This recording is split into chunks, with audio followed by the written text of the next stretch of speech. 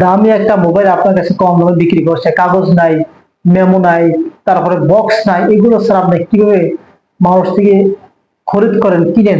চোরাই মোবাইল অথবা ছিনতাইকৃত মোবাইল কেনাটা কি বৈধ আছে, এবং সেটা কি আমি অন্যর কাছে বেশি দামে বিক্রি করতে পারবো?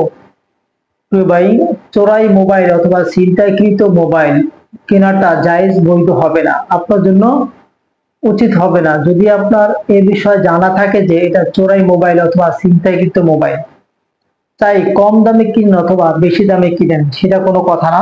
চোরাই মোবাইল অথবা ছিনতাইকৃত মোবাইল কেনাটা কোনোভাবেই জায়েজ হবে না। আর যদি আপনার জানা না থাকে, যে জানেন না, তাহলে আপনি কিনতে পারেন, কিনে বেশি দামে বিক্রি করতে পারেন।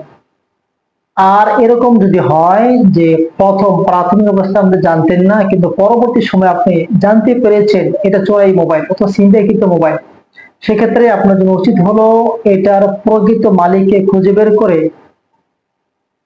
মোবাইলটা পৌঁছে দেওয়া। আর আপনি যে টাকা দিয়েছেন সে টাকা চোর থেকে কিংবা ছিনতাইকারী থেকে সংগ্রহ করে নেবেন। কারণ এই চোরাই মোবাইলটা, মানে এই মোবাইল তো যারা চুরি করে তারা অন্যর হক মারে। আপনি জানেন যে অন্যর হক হক মেরেছে, অন্যর হকের কাজে, মানে হক মারার কাজে আপনি সহযোগিতা করেছেন, অতএব আপনি অপরাধী। আর এই বিষয়টা বাংলাদেশের সংবিধানও বলা আছে, চুরিকৃত কিংবা ছিনতাইকৃত গসব করা মাল বা সম্পদ কেউ যদি কিনে অথবা বিক্রি করে, দুইজনই শাস্তিযোগ্য অপরাধ। অতএব তাদের জন্য 3 বছরের শাস্তির কথা বলা আছে।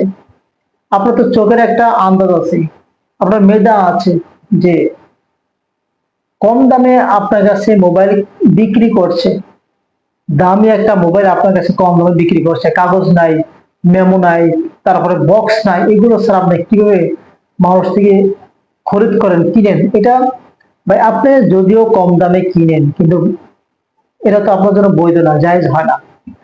এখন বর্তমানে যেহেতু বিভিন্ন ডিভাইসের মাধ্যমে আপনার যার মোবাইল হারিয়েছে সে পুলিশের কাছে জিডি করলে অটোমেটিক ভাবে মোবাইলটা কালেক্ট করতে পারে। অতএব আমরা এই বিষয়ে আমাদের জীবনটা যেন সুন্দর হয়ে যায়, ইসলামিক মাইন্ড আমরা পরিচালনা করি। আপনি জানেন না, না জানেন জেনে নেন, জানতে অসুবিধা কোথায়? আর ভাই, আপনি যদি নাই জানেন তাহলে মানবে কিভাবে? মানুষের তো জানার মাধ্যমে মানার আগ্রহটা তৈরি হয়।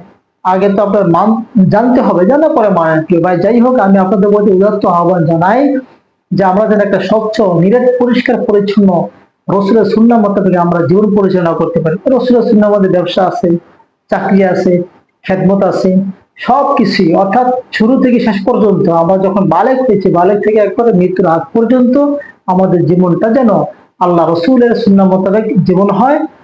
কারণ ইত্তেবায়ে রসুল, এই রসুলের মাধ্যমে কিন্তু আল্লাহ তাআলা আমাদেরকে জান্নাত অথবা জাহান্নাম দিবে।